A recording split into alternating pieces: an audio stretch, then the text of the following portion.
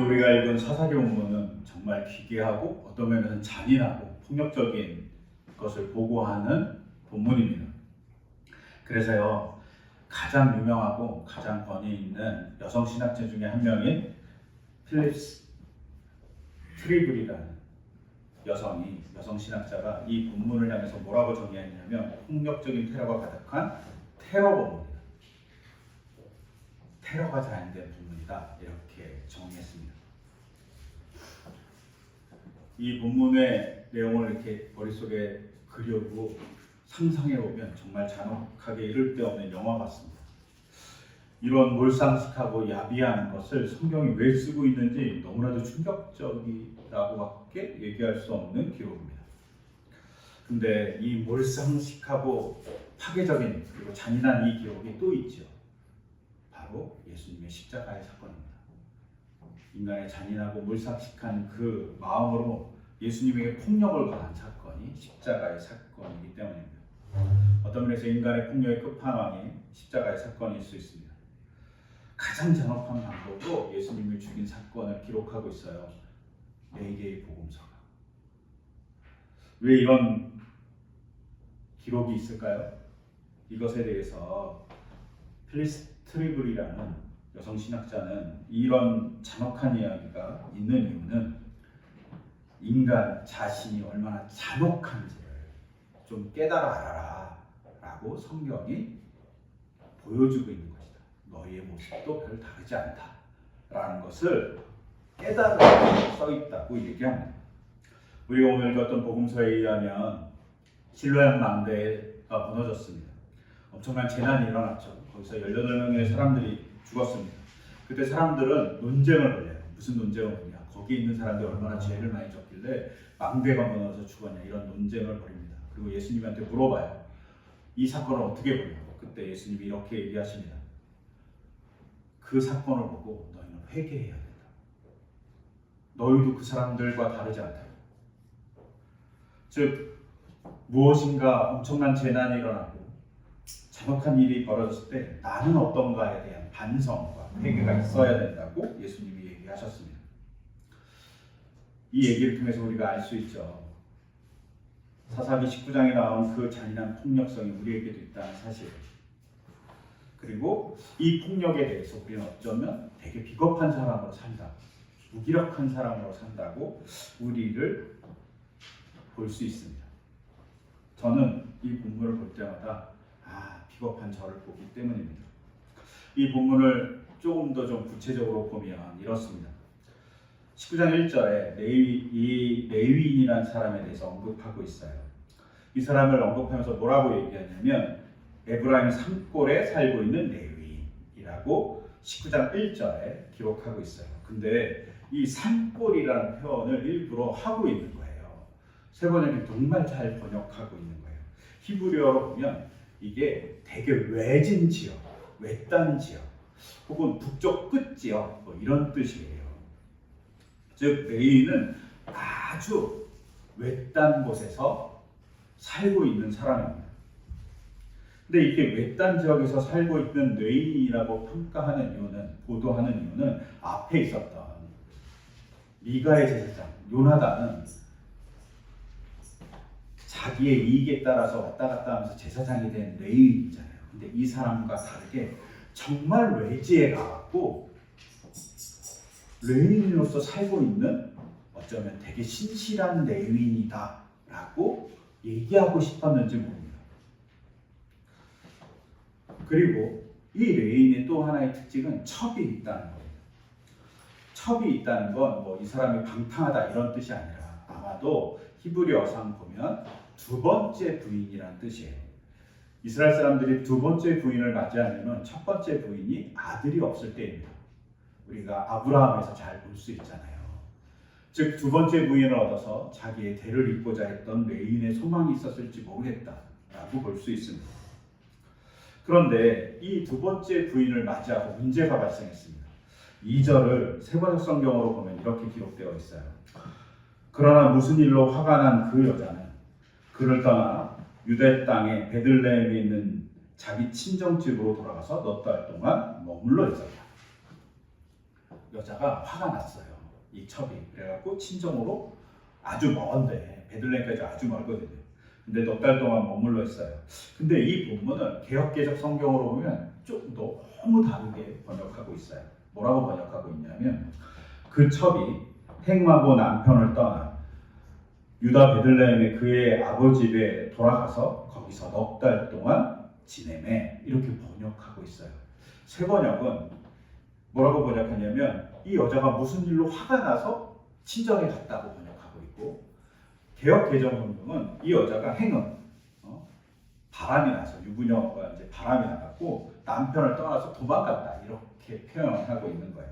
이것을 현대어 성경은 더 적나라하게 번역하고 있어요. 뭐라고 번역하고 있냐면 그 여인이 여러 남자들과 잠자리를 같이 하며 돌아다니더니 결국 남편 집을 나왔다. 이렇게 번역하고 있어요. 엄청 다르죠. 새 번역 번역하고 그 다음에 개역개정과 현대어 번역 이렇게 비교해보면 완전 다릅니다. 새 번역은 조금 남편에게 속상한 이 여자가 친정으로 가서 잠깐 머물고 있는 것이고 개역개정과 현대어 성경은 여자가 바람이 난 거예요. 외간 남자와 만나는 거예요. 이게 어떻게 이것을 번역해야 되는지 첨예의 문제예요. 왜냐하면 이 2절을 어떻게 번역하느냐에 따라서 19장 전체의 내용을 어떻게 봐야 되는지가 결정납니다. 근데 왜 이렇게 번역이 차이가 나냐면 이 행음했다는 것 혹은 여인이 화가 났다는 이 단어가 히브리어로 자나입니다. 근데 이 자나라는 이 단어가 동음이어예요. 똑같은 단어인데 뜻이 두 가지인 거예요. 우리가 하늘에서 눈이 내릴 때 눈이라고 그러고 얼굴에 눈이 있는 것도 눈이라고 그러잖아요. 똑같은 단어인데 신체에 눈이 있고 하늘에서 내리는 눈이 있잖아요. 이와 같이 똑같은 단어지만 동음이어입니다. 근데 이 동음이어인 것을 안 것이 정말 최근이에요. 아마도 사전상 나온 것으로 보면 2000년대에 나온 사전에 동음이어인 것이 정확하게 명기돼요. 2000년 전에 나온 사전에는 동일한 단어에 하나밖에 없는 뜻으로 나와요. 행음하다. 즉 2000년 이후에 나온 사전에서 정확하게 언급하고 있는 건 동일한 단어이지만 모양은 똑같지만 뜻은 다르다. 그래서 첫 번째 뜻은 정말로 행음하다, 간음하다라는 뜻을 갖고 있어요. 근데 두 번째 뜻은 뭐가 있냐면 정말 화를 내다는 뜻입니다. 어떻게 화를 내냐? 엄청나게 반감을 가져서 누군가에게 화를 내다 라는 뜻이에요. 즉 두 번째 뜻으로 봐야 한다고 사전은 정확하게 명기하고 있어요. 근데 공교롭게도 이렇게 해석하는 건 구약 성경에서 딱 한 번이에요. 딱 한 번 이렇게 해석해요. 그리고 사전은 딱 한 번 이렇게 해석해야 된다고 정확하게 언급하고 있어요. 최근에 나온 사전에서. 즉 여인은 남편에게 엄청난 화가 났어요. 남편이 내일이 잘못할 수도 있고 혹은 남편인 레인이 정말 외지에서 살고 있고 에브라임 산골 외지 그것이 너무나도 불만족스러웠을 수 있습니다. 남편이 레인으로서 살아가는 그 모습이 만족스럽지 않았을 수도 있습니다. 그래서 정말 많은 꿈을 꾸고 결혼한 이 젊은 여인이 남편에게 실망하고 집으로 돌아갔을 수도 있는 상황입니다. 넉 달 동안 머물고 있으니까 친정에 가서 머물고 있으니까 레인이 그 여인을 만나기 위해서 자기 종과 두 마리의 나귀를 다리고 멀리 있던 친정집인 처갓집인 베들레헴으로 찾아갑니다. 그리고 찾아가서 장인에게 이제 자초지종을 얘기했겠죠. 그러자 장인이 너무나도 극진하게 자기의 사유인 레인을 대접해 줍니다. 그리고 자꾸 더 머물게 합니다. 왜? 자기 딸을 더 보고 싶으니까. 너무 먼 곳으로 가야 될 자기 딸이 그리울 거니까 자꾸 머물라고 얘기합니다. 근데 자꾸 머물다 보면 늦어질 것 같으니까 레인이 떠나겠다고 합니다. 그러자 이 장인이 뭐라고 그러냐면 밤이 곧 올 거니까 내일 아침에 일찍 떠나라 라고 설득합니다. 하지만 많이 머물렀던 이 레인은 그래도 빨리 떠나야 되겠다고 생각하고 해질 무렵이라고 했으니까 늦은 오후에 아마도 장인의 집을 떠나서 자기의 집인 에브라임 산간 지역에 있는 곳으로 출발했던 것으로 보입니다. 근데 늦게 출발했으니까, 오후 늦게 출발했으니까 해가 빨리 진 거죠. 해가 막 지고 있으니까 종이 물어옵니다. 주인님, 더 이상 가기 어렵습니다. 여기서 유숙해야 됩니다. 그때 지나던 곳이 여부스, 그 당시 다른 이름으로는 예루살렘입니다. 근데 문제는 이 예루살렘은 그 당시에 이스라엘 사람들이 거주하는 지역이 아니었습니다. 그래서 레위는 이스라엘 사람들이 거주하지 않으니까 조금 더 가자. 그래서 기브아 아니면 라마까지 가보자. 그러면 그 마을은 이스라엘 사람들의 마을이니까 거기서 유숙하자고 종에게 제안합니다. 종이 그것을 따라서 쭉 가서 기브아에 도착합니다. 근데 기브아에 도착하자마자 유숙할 집을 찾는데 누구도 유숙할 집을 내주지 않습니다. 꼭 예수님을 잉태한 요셉과 마리아를 거부했던 것 같이 거부하는 겁니다. 고대 근동 사회에서 나그네를 맞이하는 건 되게 중요한 전통이에요. 근데 이것을 거부합니다. 즉 기브아는 메마른 사회고 머린정한 사회인 겁니다. 더 이상 갈 수 없는데 유숙할 곳이 없을 때 때마침 해는 떨어지고 해가 떨어져 밭에서 일하고 있던 노인이 집으로 돌아오다가 기브아 성문 광장에 서성이고 있던 레인을 발견합니다. 그리고 레인에게 물어봅니다. 당신 왜 여기서 서성이냐고, 어디 가는 거냐고, 어디서 왔냐고. 그러자 레인이 이렇게 얘기합니다. 나는 베들레헴에서 출발해서 에브라임 산간 지역으로 가고 있다고. 에브라임 산간 지역에 있는 내 집으로 가고 있다고 성경은 기록하고 있어요. 19장 18절에. 그런데 그 히브리어상으로 보면 조금 다르게 되어 있어요. 우리나라 번역에서 생략한 게 하나 있습니다. 집이라고 표현되어 있는데 히브리어 본문상은 집이라고 표현된 앞에 수식어 하나가 더 붙어요. 뭐가 붙냐? 여호와의 집으로 간다. 자기 집으로 가는데 에브라임 사람은 어디로 간다고 얘기하냐면 여호와의 집, 내 집으로 간다. 즉 레이는 자신이 종교적인 일을 하고 있는 사람이라는 사실을 은연중에 밝힙니다. 자신은 레인이라는 사실, 하나님의 일을 하는 사람이라고 정확하게 밝히는 거죠. 하나님 여호와의 집으로 간다니까. 그러자 이 노인이 너무나도 기쁘게 이 레인을 맞이해줍니다. 그래서 자기 집에 데려가서 먹을 것도 주고, 그리고 잠자리도 봐주고, 마실 것도 주고, 심지어 레인의 나귀에게도 먹을 것을 줬다고 성경은 기록하고 있어요. 그리고 오늘 읽었듯이 정말 이들이 한참 즐겁게 쉬고 있었습니다. 아마도 영적인 대화를 하고 하나님에 대한 이야기를 나누고 있었을지 모릅니다.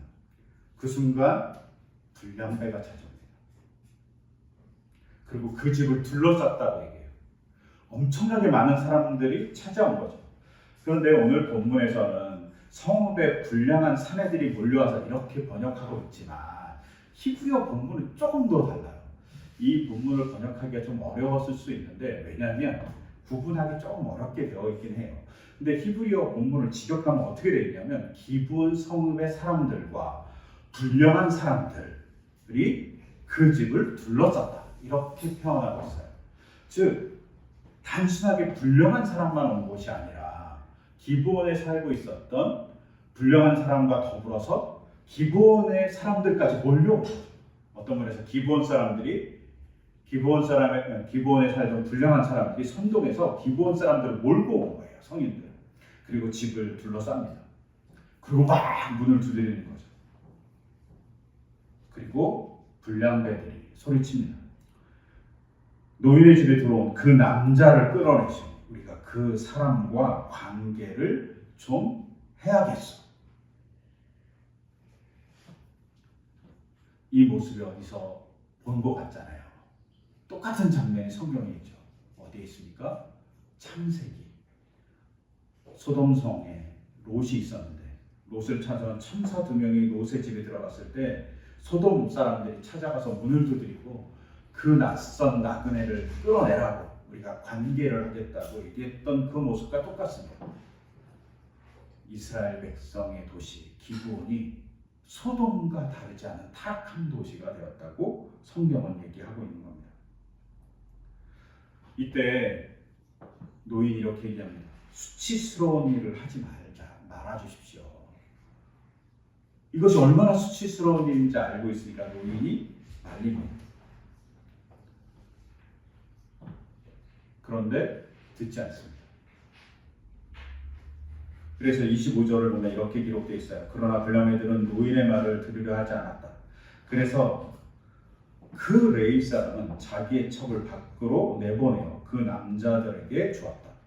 그러다 그 남자들이 밤새도록 그 여자를 윤관에 욕보인 뒤에 새벽에 동이 틀 때야 놓아주었다. 이렇게 기록되어 있어요.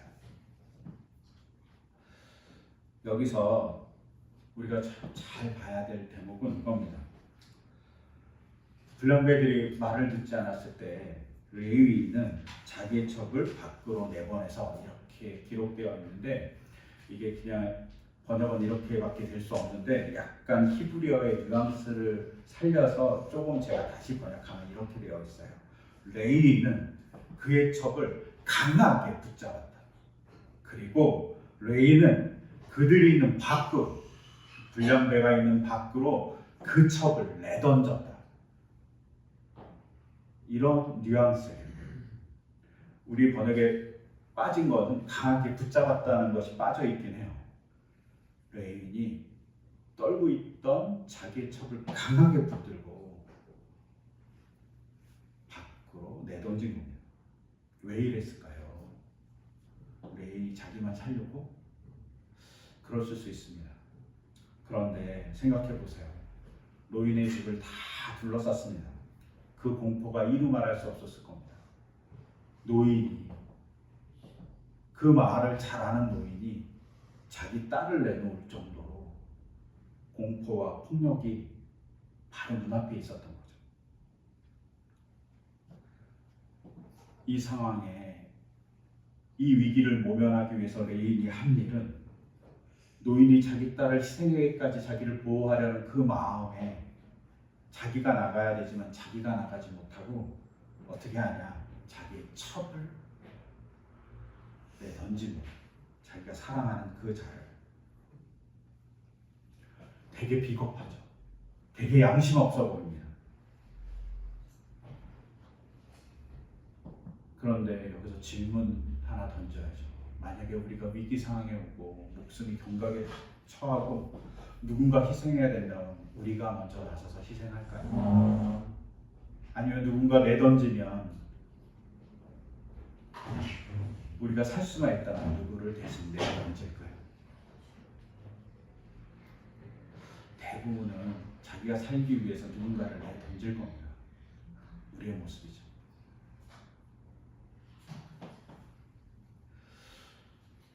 어쩌면 레위인은 연약한 여자를 내보내서 불량배들의 양심을 조금 자극하려고 했을지 모릅니다. 자기가 나가면 폭력이 강력하게 들어올 수 있지만 연약한 여자를 내보내면 그래도 여자니까 좀 봐주겠지, 이렇게 생각했을지 모릅니다. 여기서 우리가 조심해야 될 것이 있습니다.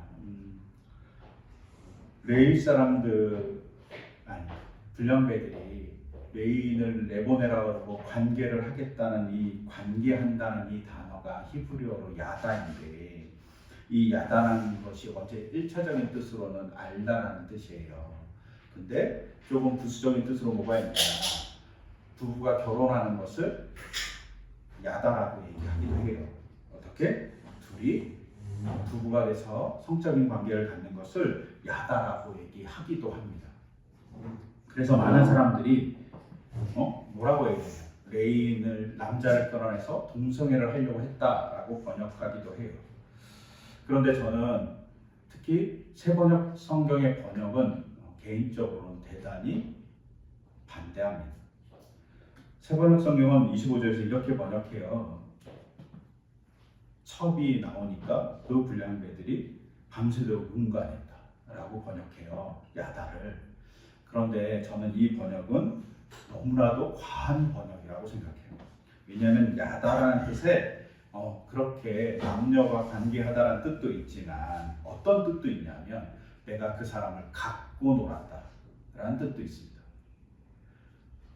그냥 그 사람을, 약자를 내 마음대로 갖고 놀았다. 그렇잖아요. 학교에서 약한 학생을 괴롭히는 힘센 학생들이 있잖아요. 이유 없이 괴롭히는. 사회에서 직장 상사가 직장 부하를, 약한 직장 부하를 이유 없이 괴롭히는 모습들이 있잖아요. 그런 모습들. 자기 즐거움을 위해서 약한 자를 괴롭혀서 즐거움을 얻는 행위. 그것을 야다라고 하기도 합니다. 저는 이 후자가 더 맞다고 생각해요. 성적인 관계보다 자기 즐거움을 위해서 약자를 괴롭히는 행위였다고 볼 수 있어요. 이걸 한 거죠. 이것을 더 증명하는 건 그 뒤에 나오는 내용이에요. 그 뒤에 나오는 내용이 욕보였다라는 내용이에요. 이 욕보였다는 히브리어가 알랄이에요. 근데 이 알랄이라는 단어가 어떤 거냐면 타당한 이유 없이 장난치다 혹은 학대하다 라는 뜻이에요. 즉 야다라는 단어 그리고 알랄이라는 이 단어를 연속해서 보면 무슨 뜻이냐, 자기의 즐거움을 위해서 누군가를 괴롭히고 학대한 것이죠. 몇 년 전부터 되게 유행했고 작년인가 다시 이렇게 드라마가 다시 시즌이 되었던 오징어 게임이라는 드라마가 있었어요. 그 드라마를 보면 잔혹한 게임을 하고 그 잔혹한 게임을 중계되는 것을 보면서 사람들이 즐거워했던 모습들이 보여져요. 관음증에 빠진 인간들이 약자가 서로 괴롭히고 약자가 학대받고 하는 모습들에 즐거움을 느낍니다. 이런 모습을 야다와 알라는 얘기예요. 저는 이 속에 우리도 비슷한 모습이 있다고 생각합니다. 그 잔인한 행동에 우리도 가끔 가학적인 코미디를 보면서 즐거워하고, 어린 학생들이 도덕적 감수성이 없어서 누군가를 왕따시키며 즐거워하는 모습들을 보게 됩니다. 직장 안에서는 누구를 따돌림으로 인해서 자기들끼리 팀워크를 다지는 악한 모습을 보기도 합니다. 정치는 편가르기를 하고 누군가를 비난하고 누군가를 비하함으로 인해서 너무나도 즐거워합니다. 이 속에 가학적인 인간의 잔인함이 있습니다.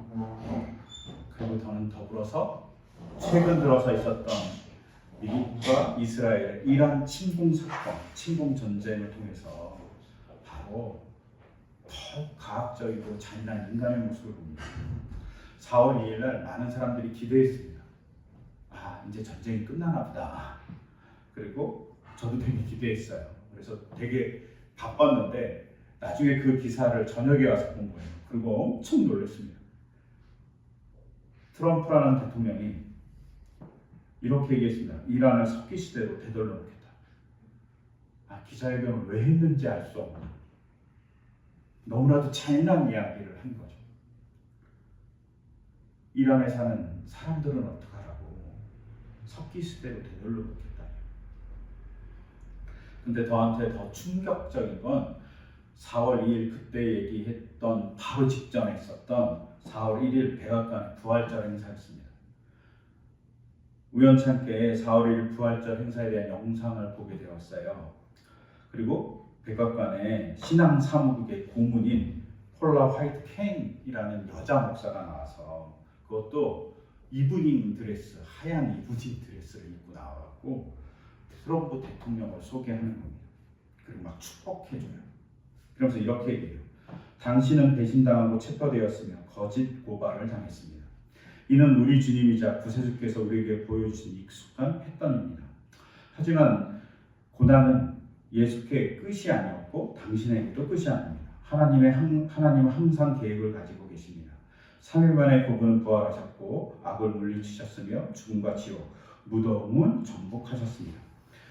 그분이 부활하셨기에 우리 모두 부활할 수 있다는 것입니다. 그리고 각하 그분의 부활로 인해 당신이 일어섰고 그분이 승리했기에 당신이 승리했습니다. 주님께서 당신에게 이 말씀을 전하라고 전하라고 하셨다고 저는 믿습니다. 그분의 승리로 인해서 당신이 손댄 모든 것에 당신은 승리할 것입니다. 이렇게 막 얘기해줘요. 그리고 막 축복 기도를 해줘요. 그리고 전쟁에 대한 이야기도 얘기합니다. 저는 개인적으로 화이트 목사의 얘기에 너무 충격을 받은 거죠. 전쟁이 참혹한데 그 참혹함에 대해서 승리할 거라고 목사가 축복해 주는 거예요. 이분이 하얀색 드레스를 입고 나가고 뭐 하는 건가? 부활절의 메시지는 없고 부활하셔서 인류를 살리기 위해서 희생했던 주님의 사랑에 대한 얘기는 없고 트럼프에 대한 승리에 대한 얘기만 있고 찬양만 있었습니다. 종교가 제정신을 못 차리는 거죠. 너무 미안한 얘기지만 그분은 목사가 아닌 것 같았습니다. 그러면서 설교를 준비하며 곰곰이 생각했습니다. 왜 이런 수치스러운 기록이 성경에 기록되어 있는가? 이것에 대해서 트리블은 답해요. 뭐라고 얘기하냐? 좀 전에 얘기한 대로 인간의 잔인함을 스스로 보고 반성하라고, 깨달으라고. 그런데 또 하나의 이유가 있다고 얘기합니다. 이런 상황에서 잔인함을 깨달은 인간에게 뭐가 시작되냐? 절망 속에 찾아올 수 없는 소망이 시작된다고 얘기합니다. 여러분, 그 집을 둘러쌌을 때 레위는 저항하지 못합니다. 힘이 없었기 때문입니다. 근데 레위인이 저항하기 시작합니다. 언제? 자기 고향에 돌아와서. 근데 고향에 돌아올 때 어떻게 합니까? 아침에 일어나서 그 집에 나와서 그 집 문지방에 쓰러져 있는 자기의 철을 봅니다. 그리고 성경은 이렇게 기록되어 있어요. 일어나서 같이 가자. 근데 이 번역도 사실은 약간 뉘앙스를 살리지 못했어요. 레이는 뭐라고 얘기하냐면 일어나라. 우리 같이 가자. 우리가 빠져 있어요.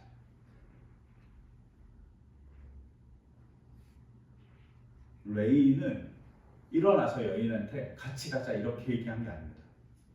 일어나라. 너, 나, 우리 같이 가자. 라고 얘기합니다. 레이는 여인을 보았을 때 여인이 이미 죽었다는 사실을 알았을 겁니다. 왜냐하면 그 몰발이 처참했을 것이고 그 옷이 다 찢어졌을 것이고 어쩌면 피투성이가 되었을지 모릅니다. 잔인한 폭력배에 의해서 엄청난 폭력을 당했을 겁니다. 그 분노를 안고 얘기하는 겁니다. 일어나라. 내 사랑하는 자야.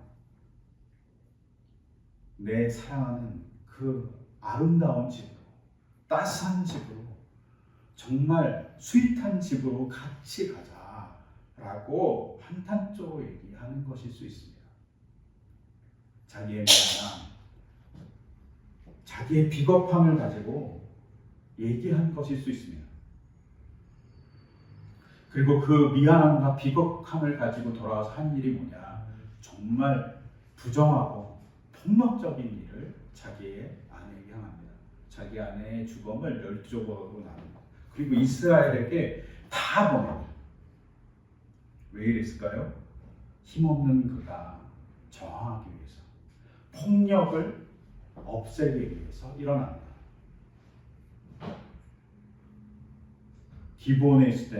기브아에 있을 때는 어떠한 저항도 할 수 없었던 이 사람이 자기가 저항할 수 있는 곳에 와서 저항할 수 있는 방법으로 열심히 저항한 겁니다. 그냥 레인이 편지를 보내서 내가 이런 상황을 당했어요. 내 억울함을 해결해 주세요. 라고 12지파한테 보냈다면 별로 요동하지 않았을 겁니다. 근데 12지파에게 자기 아내의 주검에 12조각을 하나씩 보냈습니다. 그것을 받아본 12지파는 깜짝 놀랐을 겁니다. 정말 폭력의 장면을 눈앞에서 보고 있는 듯한 착각, 경험을 했을 겁니다. 12지파가 같이 모여서 일어납니다. 솔직히 말하면 11지파이긴 해요. 근데 여기서 중요한 건 12조각을 나눠서 12지파에게 보냈다는 거. 이 속에 기브아에 살고 있던 베냐민도 포함되어 있습니다. 기브아의 사람도 포함되어 있는 겁니다. 너네들이 한 일을 좀 봐 라고 그들에게 보낸 거죠. 회개하라. 하지만 그들은 회개하지 않았고 회개하지 않은 자들을 향해서 이스라엘 백성이 일어납니다. 저항하는 거죠. 백성이 저항합니다. 여기에 희망이 있습니다. 잘못된 일에 대해서 의인이 정확하게 지적하고 부정할지 모르지만 자기 아내의 주검을 12조각으로 나눠서 보냄으로 인해서 고발하는 거죠. 꼭 고발 프로같이 지금의 시사 프로같이 고발하는 겁니다. 그리고 백성이 움직입니다. 어제가 탄핵이 된 지 1년이 되는 해였어요. 대통령이. 이 탄핵을 일으킬 수 있도록 했던 사람들이 누굴까 생각해 보면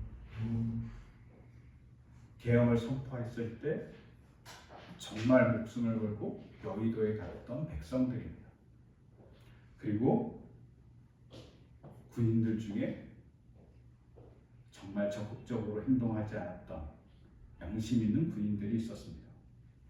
또한 탄핵이 제대로 이루어지지 않을 때 여의도에 모여서 탄핵해달라고 외쳤던 군중들이 있었습니다. 그 잔혹한 계엄에 대해서 알고 있던 사람들이 일어났기 때문입니다. 그들을 통해서 지금 우리가 조금은 더 편안한 세상을 만났다고 볼 수 있습니다. 백성이 일어나는 거죠. 레위인은 백성이 일어나기를 소망한 겁니다. 하나님 우리에게 백성이 일어나기를 소망합니다. 그래서 십자가라는 푯대를 만드십니다. 인간의 자립성이 어떤지를 보여주는 거죠. 근데 그 십자가를 통해서 또 하나의 행동을 하게 합니다. 사랑하고 누군가의 희생하고 누군가를 안아주는 신의 용서가 있다는 것을, 그리고 그 용서를 우리도 해야 한다는 사실을. 단 전제는 회개가 전제되어야 합니다. 즉 하나님의 백성답게 살 수 있는 지향편인 십자가를 주신 겁니다. 그리고 그것을 통해서 백성이 연합하고 백성이 그 십자가의 삶을 따라가라고 얘기하고 있는 것이죠. 십자가를 보면서 우리는 양심의 가책을 느끼고 십자가의 삶을 살아왔던 예수님 같이 살아가라고 우리에게 길을 보여주는 거죠. 레위인은 자기가 폭력을 당한 것에 대한 증거로 자기 아내의 주검을 이용합니다. 정말 슬펐을 겁니다. 정말 그 아내의 죽음을 12조각을 낼 때는 미칠 지경이었을 겁니다. 근데 그럴 수밖에 없을 정도로 분노하며 고치고 싶었던 겁니다. 부정의한 기부아에 대해서 말입니다. 예수님도 마찬가지로 세상을 고치고 싶었습니다. 그래서 십자가를 지신 거고 십자가의 삶을 우리에게 보여주셨다고 합니다. 그리고 십자가의 삶을 살아갈 때 우리에게 주시는 건 부활의 소망입니다. 세상이 치유될 수 없을 것 같을 때 십자가를 지신 거니까요. 근데 십자가를 통해서 부활이 일어나고 그 부활을 통해서 우리가 고쳐지는 것을 예수님은 부활을 통해서 우리에게 보여주십니다. 그 부활을 믿고 우리가 나아가기를 소망합니다. 또한 지금 전쟁이 있어요. 두 군데서 크게. 그 전쟁에 우리는 반대합니다. 평화가 오기를. 실마리가 보이지 않습니다. 근데 부활과 같은 역사로 그 실마리 없는 평화가 평화로 찾아오기를 소망합니다. 우리가 조금 더 관심 가지고 잘못된 전쟁에 대해서 우리가 비판할 때, 혹은 우리의 잘못된 삶에 대해서 회개할 때 우리는 부활의 소망을 통해 하나님의 역사를 만나게 될 거라고 믿습니다. 그런 만남을 기대하며, 그리고 그런 주님의 사랑을 기대하며 우리가 또한 2주간 부활로서 살아가기를 소망합니다. 그 소망을 담아서 이 시간 제가 기도드리겠습니다. 하나님 아버지, 우리의 삶이 절망에 가득할 때가 있습니다. 그때 주님, 부활의 소망이 우리에게 다가옵니다. 절망이 가득할 때 또한 우리 자신을 봅니다. 우리의 부조리함과 죄를 보게 됩니다. 그때 우리가 당당하게 회개하며 주님께 비겁한 모습이었던 것을 고백하며 나가기를 소망합니다. 그리고 그 비겁한 모습에 대해서 회개하며 고치고자 우리가 봉기할 때 주님 부활의 역사로 우리의 삶을 고쳐주시옵소서. 그리고 우리의 사회가 조금 더 안전하게, 조금 더 하나님의 사회답게 만들어갈 수 있도록 우리를 인도하여 주시옵소서. 이 모든 것 주 예수 그리스도의 이름으로 기도드립니다.